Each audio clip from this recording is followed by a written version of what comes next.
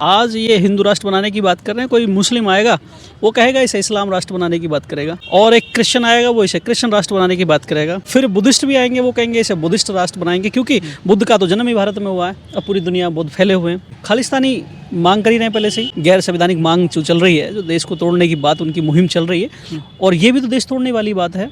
लेकिन ये जोड़ने की बात कर रहे हैं, कह रहे हैं सभी जातियों को एक डोर में पिरो देंगे हम। जातियों को जोड़ना अलग चीज़ है, लेकिन उसके नाम पर देश को तोड़ना अलग चीज़ है। जब खालिस्तानियों ने खालिस्तान की मांग करी तो फिर उसमें और इसमें क्या फ़र्क है? उन्हें आतंकवादी कह दिया गया, इस आदमी को इतना बड़ा प्रोग्राम करने की छूट दे दी गई। ये भी तो देश को तोड़ने वाली हरकत है ना। जब पूरी दुनिया में करीब 52-53 देश मुस्लिमों के हैं, बौद्धिस्ट कंट्री हैं और ईसाई कंट्री हैं, यदि हिंदू कंट्री हो जाएगा, हिंदू राष्ट्र हो जाएगा, तो दिक्कत क्या है? कोई दिक्कत नहीं है, कोई समस्या है। लोग आलोचना कर रहे हैं इस पूरी यात्रा की। सुन तो लीजिए, जो आलोचना कर रहे हैं शायद उन्हें पता नहीं है, वो संवैधानिक दायरे में अपना काम कर रहे हैं, या जो भी लोग विरोध कर रहे हैं उनका शास्त्री जी का, उन लोगों को अपने प्रोग्राम शुरू कर देने चाहिए। अगर वो बुद्धिस्ट हैं तो उन्हें बुद्धिस्ट राष्ट्र बनाने की मांग के लोग आंदोलन शुरू कर देना चाहिए। अगर मुसलमान इसका विरोध करते हैं तो उन्हें इस्लाम राष्ट्र बनाने की मांग को लेकर आंदोलन शुरू करना चाहिए। आपने कहा धीरेन्द्र शास्त्री हिंदू राष्ट्र बनाने निकले हैं, तो जो लोग विरोध कर रहे हैं वो हो सकता है, जाहिर सी बात है, वो किसी अलग व्यवस्था को मानने वाले लोग होंगे। हिंदू तो करेगा ही नहीं उसका विरोध। अगर वो अलग धर्म को, अलग व्यवस्था को मानने वाले लोग हैं तो वो अपनी व्यवस्थाओं को लेकर अपने राष्ट्र की मांग करना शुरू कर दें। अगर सरदार खालिस्तान की बात करेगा तो वो आतंकवादी है, अगर मुसलमान इस्लाम की बात करेगा तो वो आतंकवादी है, अगर बौद्ध इस देश को बुद्धिस्ट बनाने की मांग करेगा तो वो आतंकवादी है। दूसरा, अगर कोई अन्य धर्म के व्यक्ति अगर इस देश को अपने धर्म के मुताबिक धार्मिक राष्ट्र की मांग करता है तो वो आतंकवादी हो जाता है। लेकिन धीरेन्द्र शास्त्री हो या और बहुत सारे महामंडलेश्वर हो, अपने आप को जगत गुरु, फलाना गुरु, ये वाला गुरु, वो वाला गुरु कर रहे हैं, वो कुछ भी मांग कर रहे हैं, वो सब जायज़ चल रही हैं। क्यों? सरकार का ये प्रोपोगंडा है, सरकार इस देश को हाशिए पर ला रही है। धीरेन्द्र शास्त्री जब कहाँ चले गए थे? जब स्कूल बंद कर रही थी सरकार ने, 1 लाख से ऊपर ज़्यादा स्कूल बंद कर दिए पूरे देश के अंदर। धीरेन्द्र शास्त्री को नहीं पता कि जब हिंदू पढ़ेगा ही नहीं तो आगे कैसे बढ़ेगा? और कौन से हिंदू को इकट्ठा करना चाह रहे हैं? दलित को इकट्ठा करना चाह रहे हैं? किसको? ये जो चमार हैं, जो वाल्मीकि हैं, ये धोबी हैं, ये जो कोली हैं, ये जो कोरी हैं, ये जो बहुत सारी अनगिनत 6,743 जातियां हैं, इन्हें किस तरीके से इकट्ठा कर रहे हैं? क्या कोई चमार, वाल्मीकि, धोबी, करड़िया, क्या इनमें से कोई जाकर महामंडलेश्वर बनेगा किसी उसका? क्या कोई धर्मगुरु बनाएंगे उसे? शंकराचार्य बनेगा या शंकराचार्य बनेगा? या दूसरी बात, या जितनी भी 6,700 जातियां हैं, क्या ये इंटरकास्ट मैरिज की बात कर रहे हैं? क्या रोटी बेटी के रिश्ते की बात होगी? अगर मैं मुसलमान की बात कर लूँ तो वहाँ पर इंटरकास्ट मैरिज होती है उनमें आपस में, मुसलमान देखा जाता है, जैनियों में भी ऐसी होता है, बौद्धिस्ट वहाँ भी, मुसलमानों में भी। सुन तो लो, जितना भी भारत से संबंधित मुस्लिम हैं, जो एशिया के देश है जहाँ पर भी इस्लाम फैला है, वहाँ पर ये व्यवस्था है। लेकिन एशिया से बाहर निकलोगे तो वहाँ जातियाँ नहीं है, वहाँ शिया और सुन्नी है, और मुसलमान के नाम पर उनके मरने की प्रक्रिया एक है। सभी सारे यहाँ से भारत से लेकर ईरान तक चले जाना। नमस्कार, मैं ओमदेव। आज हम हैं गाजियाबाद में, हमारे साथ हैं मुकेश गौतम जी। मुकेश गौतम जी राष्ट्रीय परिवर्तन शक्ति एक संगठन चलाते हैं।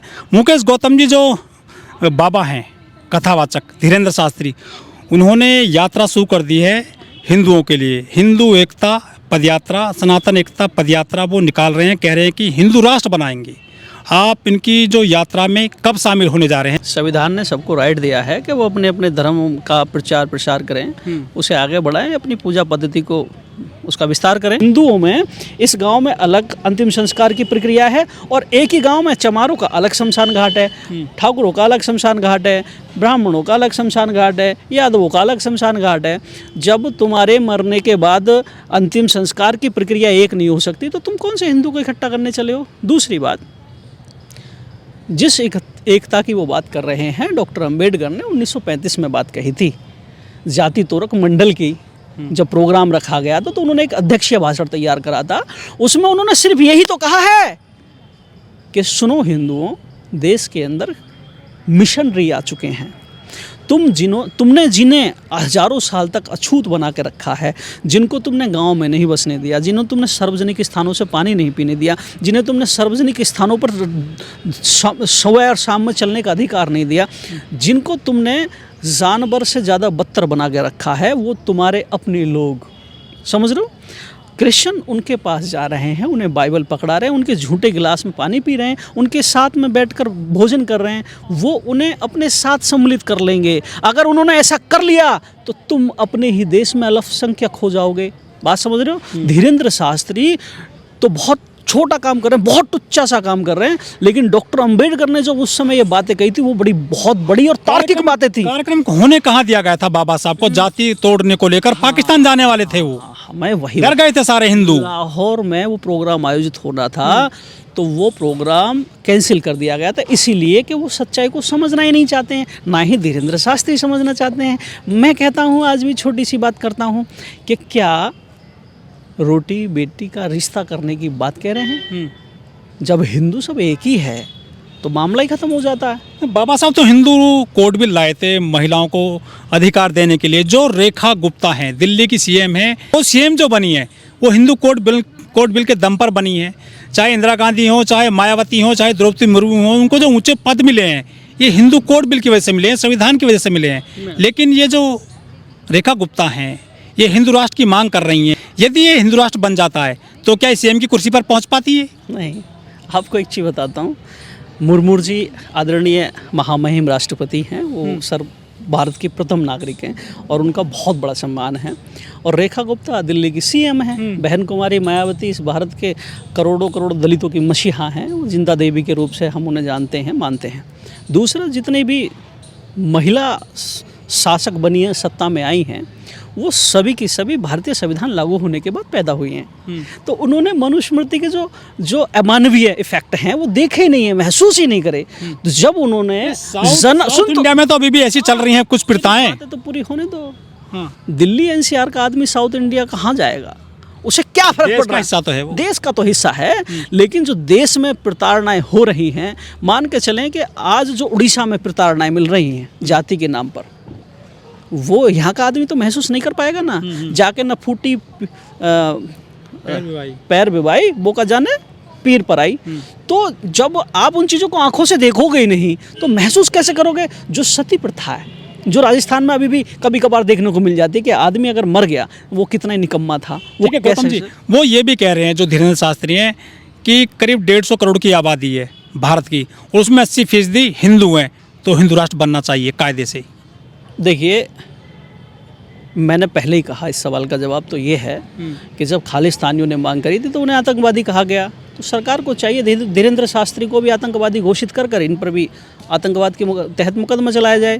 कह रहे गाय गंगा हिंदू को बचाएंगे, उन्होंने मोर्चा खोल दिया है। बहुत अच्छा, बचाइए, आप बचाइए। भारत में जितने भी अनुसूचित जाति पर अत्याचार हो रहा है, घोड़ी पे से रोकता कौन है? हिंदू ही रोकता है ना। दलितों को घोड़ी पे चढ़ने से रोकता है, मूंछ पे रखने से रोकता है, सार्वजनिक स्थानों पर पानी से रोकता है। जालौर की घटना, जो इंद्र मेघवाल को मारा गया, वो हिंदू ही तो थे। जितेंद्र मेघवाल वो हिंदू ही तो थे। ये मनीषा वाल्मीकि ये हिंदू ही तो थे। मैं पूछना चाहता हूँ कि कौन से वाले हिंदुओं की बात कर रहे हैं धीरेंद्र शास्त्री? वो कॉन्सेप्ट क्लियर करें, या सिर्फ हिंदुओं के नाम पर गुमराह करके वो अपना वर्चस्व स्थापित करना चाहते हैं? वो इस धरती के भूदेव बनना चाहते हैं जो भारतीय संविधान ने उन्हें एक साधारण मानव बना दिया था। गौतम जी, इनके पास ऐसी कौन सी टेक्निक है कि ये हिंदू राष्ट्र बना देंगे? कोई संवैधानिक पद पर नहीं है, ये कोई विधायक नहीं, कोई सांसद नहीं, कोई अफसर नहीं, कोई डीएम एसडीएम नहीं, या कोई डीजीपी नहीं। ये किस बिहाफ पर ये अपनी यात्रा निकाल रहे हैं? क्या ये सिर्फ जो लोगों को इकट्ठा करके हिंदू राष्ट्र बना देंगे भारत को? देखिए, दरअसल में क्या है, वो धर्म की बात कर रहे हैं और धर्म अफीम है और ये एक नशा है बहुत खतरनाक। देश धर्म से नहीं चलता, देश संविधान से चलता है। संविधान से तो चलता है, लेकिन देश पर इस समय जो शासन, बहुत सारे धर्म है। मैंने क्या कहा, इस समय जो शासन करने वाले लोग हैं वो इस धर्म के फॉलोअर हैं। भी आएंगे, कहेंगे कि इस्लाम घोषित करो इसको। यही कह रहा हूँ साहब, मैंने भी यही कहा है। जैनी भी कहेंगे, सभी कहेंगे, सब कहेंगे। तो जिस तरीके से तुमने खालिस्तानी को आतंकवादी घोषित करा, तो जितने भी धर्म के नाम पर देश की मांग कर रहे हैं, राष्ट्र की मांग कर रहे हैं, वो सारे के सारे आतंकवादी हैं। लेकिन धीरेंद्र शास्त्री की राह में रोड़ा बन गए हैं अम्बेडकरवादी, जो बाबा साहब को मानते हैं, जानते हैं, जिनको कहते हैं ये नीले कबूतर हैं, ये भीमटे हैं। ये जो धीरेंद्र शास्त्री के खिलाफ जो है आग उगल रहे हैं, और दतिया में मध्य प्रदेश के उनने आमने सामने आ गई ये धीरेंद्र शास्त्री का विरोध करते करते सवर्ण और जो है दलित। मैं एक बात कहूँगा उन अम्बेडकरवादियों से, अगर वो अम्बेडकरवादी हैं तो पहले समझें चीज़ों को। किसी भी लाइन को छोटा करने के लिए उससे बड़ी लाइन बनानी पड़ती है। धीरेंद्र शास्त्री को संविधान ने अधिकार दिया है कि वो अपने धर्म को आगे बढ़ाने के लिए प्रमोट कर सकते हैं, प्रचार प्रसार कर सकते हैं, आंदोलन कर सकते हैं, अधिकार रैलियाँ निकाल सकते हैं। उसी के तहत तो उन्हें वो जानकारी मिली, वो अधिकार मिला है जिसे वो कर रहे हैं। तो मैं इनसे ये कहना चाह रहा हूँ, वो उस रैली को ना रोक कर ये मूर्खता ना करें। वो अपने धर्म की या अपने जो भी जिसको वो इष्ट मानते हैं, डॉक्टर अंबेडकर को मानते हैं तो अंबेडकर के नाम पर लिखा रहे, बुद्ध को मानते हैं तो बुद्ध के नाम पर लिखा लें, रविदास को मानते हैं तो उनके नाम पर लिखा लें, कबीर को मानते हैं उनके नाम पर लिखा लें, या एनीथिंग, जितने भी बहुजन महापुरुष हैं उन सब के नाम पर एक पूरे राष्ट्र के अंदर रैली निकालें। संविधान सम्मान रैली निकाल लें। वो क्यों भिड़ रहे हैं भाई? कल को जब मुसलमान कोई जुलूस करने लगे अपने धर्म के प्रचार प्रसार, परमिशन कहाँ मिलेगी? बात तो सुन लो, खूब ही हुआ, अभी बुलंदशहर में हुआ था 2 साल पहले। सुन लो, परमिशन मिलती है, जब करते हैं तो मिल जाती है। ऐसा नहीं है, बुद्धिस्टों के बड़े बड़े प्रोग्राम होते हैं, सब हो रहा है। जाति के नाम पर परमिशन नहीं है उत्तर प्रदेश में। मेरी बात सुनो, वो ठीक है, अच्छी बात है, धर्म के नाम पे तो हो रही है ना, धर्म के नाम पे मिली है, कर रहे हैं लोग। मैं ये कहना चाह रहा हूँ, आपको विरोध करना है तो उसका जवाब तुम संविधान यात्रा निकाल के दे सकते हो ना। आओ ना, जितने भी मर्द हो, अच्छी बात है, हम भी तुम्हारे साथ देंगे, लेकिन आओ यार, झगड़ा मत करो। क्यों बेकार में सर फूटेंगे, पिटोगे और फिर इस जेल में जाओगे, तुम्हारे परिवार बेकार हो जाएंगे। यदि हिंदू राष्ट्र बन जाता है तो क्या पुजारी बनेंगे हीर, चमार, धोबी, पासी, खटीक और ये जो नाई, कुम्हार हैं, ये शंकराचार्य बन पाएंगे हिंदू राष्ट्र में? क्या बिल्कुल। कभी आपने कल्पना की है? बिल्कुल नहीं बनेंगे। धीरेंद्र शास्त्री वो कहते हैं मेरी बात होती है हनुमान जी से। होती होंगी, ये हो सकता है, उनका अपना मामला पर्सनल। मैं उन पर बात क्यों करूं? मैं तो अपना पक्ष रख रहा हूं। मैं धीरेंद्र शास्त्री को नहीं जानता, वो क्या हैं, क्या कर रहे हैं, मैं उन पर ध्यान ही नहीं देना चाहता। वो अपना काम कर रहे हैं, मैं अपना काम कर रहा हूँ। मेरा मानना ये है कि अगर मैं डॉक्टर अंबेडकर का अनुयायी हूँ और संविधान की बात करता हूँ, तो मैं इस रैली का या मैं इस मांग का जवाब संविधान का सम्मान रैली के नाम से दूंगा। समझ रहे हैं मेरी बात? मैं विद्रोह नहीं करूंगा, उनके सामने बिल्कुल नहीं जाऊंगा। वो अपनी रैली उस पूरब की तरफ निकालें तो मैं अपनी रैली पश्चिम की तरफ लेके जाऊंगा, पूरे देश में घुमा के लाऊंगा। वो भी पूरे देश में घुमा लेंगे, मैं भी घुमा लूंगा। जो लोगों को पसंद आएगा, जो देश के ज़्यादा से ज़्यादा जो लोग हैं जो जिस यात्रा को पसंद करेंगे वो कर लेंगे। दूसरी बात, देश में संविधान के साथ साथ सुप्रीम कोर्ट काम करता है, लोकसभा राज्यसभा काम करती हैं, कानून वहाँ पर बनते हैं, रोड पर कानून नहीं बनते। रोड पर मेजोरिटी दिखाई जाती है, ताकत दिखाई जाती है। लोकतंत्र में सरों की गिनती होती है, सर मीन्स वोट की गिनती होती है। जिसके साथ ज़्यादा संख्या है, सरकार उनकी बातों को ना चाहते हुए भी स्वीकार करती हैं। तो ये जो जितने भी ये सिर इकट्ठे हो रहे हैं सड़क पर, इनका कुछ वजूद है? हाँ, सुनिए, इनका वजूद पार्लियामेंट तय करता है कि भैया इतनी बड़ी बड़ी मांग चल रही है। ये अंबेडकरवादी समझते नहीं है, ये आधा ज्ञान लेते हैं और बहुत बड़ा ज्ञानी बन जाते हैं। इन्हें चाहिए कि सड़क पर निकलने से हिंदू राष्ट्र बन जाएगा। बहुत संभव है, बड़ी बात तो है नहीं। तो फिर हम भट्टाचार्य क्यों कह रहे कि 470 सीट लाइए और हिंदू राष्ट्र बन जाएगा? तो लीजिए ना पहले, इनके ही वो जो है माहौल तो बनेगा।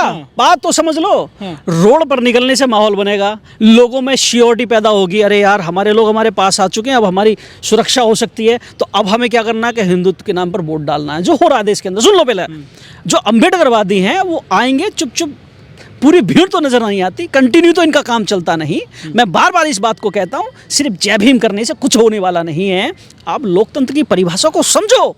आप रोड पर, आप समाज के अंदर अपना वो माहौल तैयार करो ना कि तुम्हारे संविधान के नाम पर, जिस मकसद से आप वोट चाहते हो, देश के विकास के नाम पर, उन्नति के नाम पर, छुआछूत को मिटाने के नाम पर, महिला और जेंट्स का जो भेदभाव है इन्हें खत्म करने के नाम पर जो आप समानता चाहते हो, इसके लिए माहौल तैयार करो मेरे भाइयों। सदन में बनते हैं, सड़क पर नहीं बनते, आपको पता होना चाहिए।